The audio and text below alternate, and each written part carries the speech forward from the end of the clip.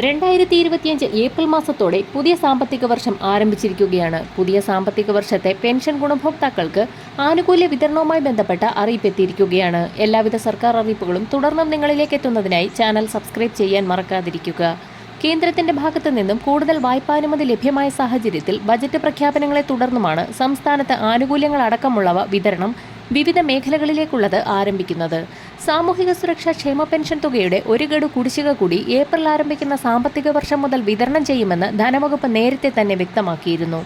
ഈ മാസത്തിലെ പെൻഷൻ വിതരണം അവസാന ഘട്ടത്തിൽ എത്തി നിൽക്കെയാണ് സംസ്ഥാന സർക്കാരിന്റെ ഏറ്റവും പുതിയ കുടിശ്ശിക വിതരണ അറിയിപ്പ് പുറത്തുവന്നിരിക്കുന്നത്. വരാൻ പോകുന്ന തിരഞ്ഞെടുപ്പുകൾ കൂടി മുൻപിൽ കണ്ടുകൊണ്ടാണ് സംസ്ഥാന സർക്കാരിന്റെ തിരക്കിട്ട നീക്കം. പെൻഷൻ തുക ലഭിക്കുന്ന ഗുണഭോക്താക്കൾക്ക് വരുമാന സർട്ടിഫിക്കറ്റുകളടക്കം വിവിധ രേഖകൾ സമർപ്പിക്കുന്നതിനുള്ള അവസരം കൂടിയാണ് വന്നിരിക്കുന്നത്.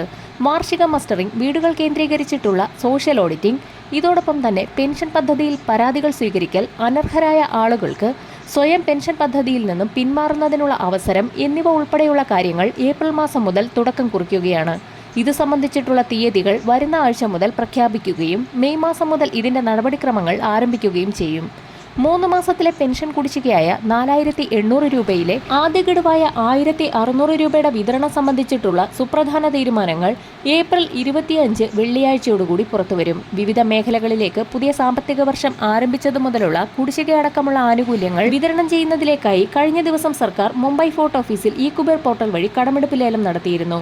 ഇതിന് പിന്നാലെ സഹകരണ ബാങ്കുകളുടെ കൺസോർഷ്യം രൂപീകരിച്ചും ഫണ്ട് സമാഹരിക്കൽ ആരംഭിച്ചിട്ടുണ്ട്. എല്ലാവിധ സർക്കാർ അറിയിപ്പുകളും തുടർന്ന് നിങ്ങളിലേക്ക് എത്താൻ ഈ ചാനൽ സബ്സ്ക്രൈബ് ചെയ്യാൻ മറക്കാതിരിക്കുക.